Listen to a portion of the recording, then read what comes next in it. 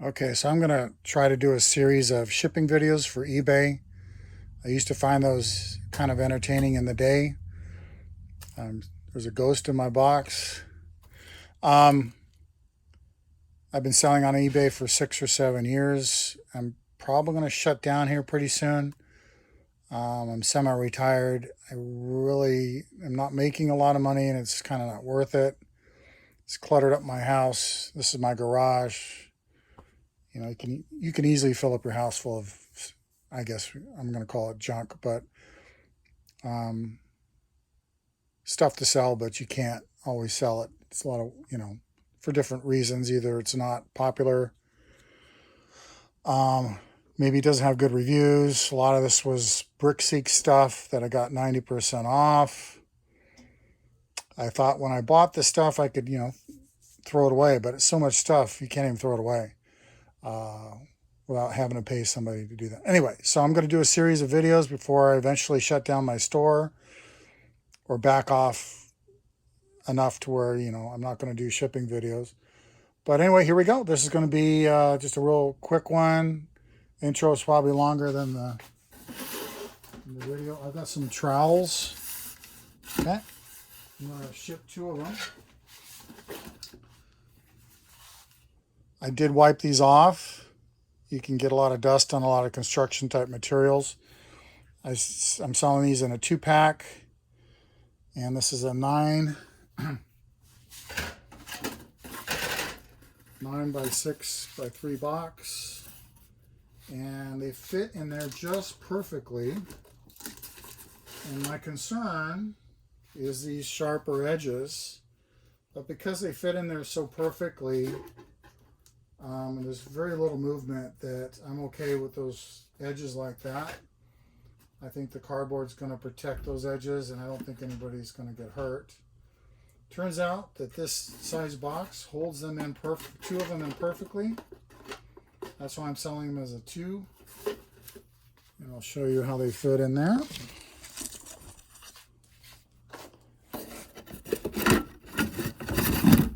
So there's one.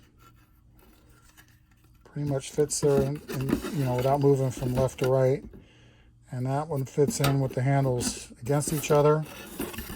So I don't need any packing. I don't need anything like that. They're just going to go in like this, and the handles are going to keep them from moving and scratching each other. So that's going to be it for this video. Just a couple trowels and a 9 by 6 by 3 box. It's one of my most popular boxes. Let me show you my second or first most popular box.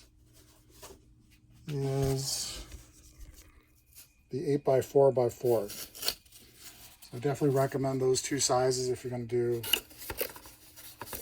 especially if you don't know what you're shipping on eBay, to have those size boxes available. All right, I hope this helps. Bye-bye. Okay, I'm going to add a little bit to this video. So those 2 trowels fit in this box. There's a tiny bit of movement, but not much. But I forgot about it, that this is over a pound.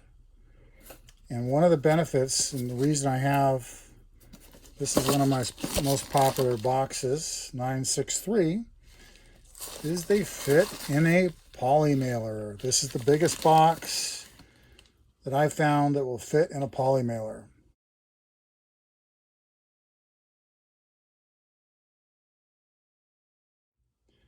And I'm going to show you how it will fit.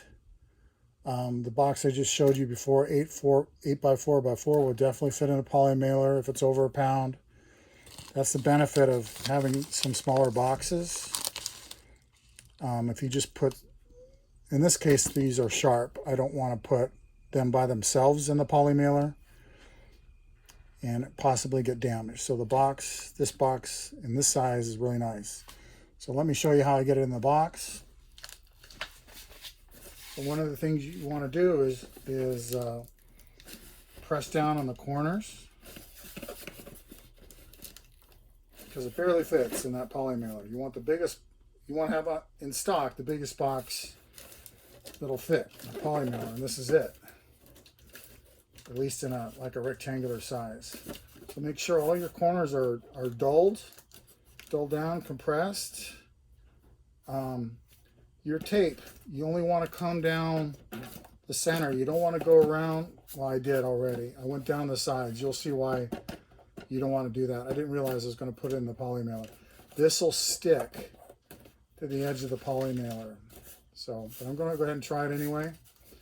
This is going to be going in first. Another thing you can do is put like a poly bag over this and try to slip it in. But we'll see how it goes with the tape like it is. Now there's slight differences in boxes when you get them. So this is, I used to have the really thin boxes, and then this might be the thinner one because it seems pretty easy to get in. Now one of the other things that helps is you get, this is leftovers from my bubble wrap. Some of these are real thin, some are nice and strong like this one. So you just take that, put that, hopefully you can see that. Let me look at the camera.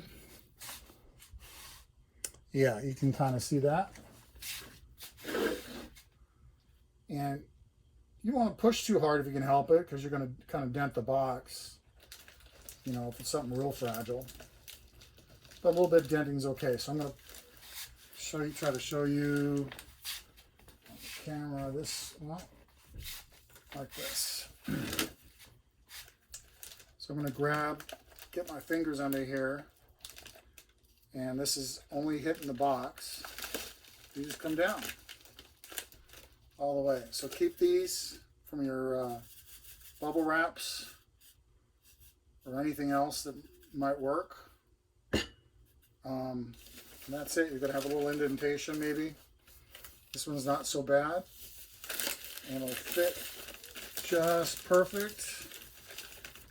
Let me go ahead and do that. And I'm going to put an extra piece of tape. I want the middle. This barely fits.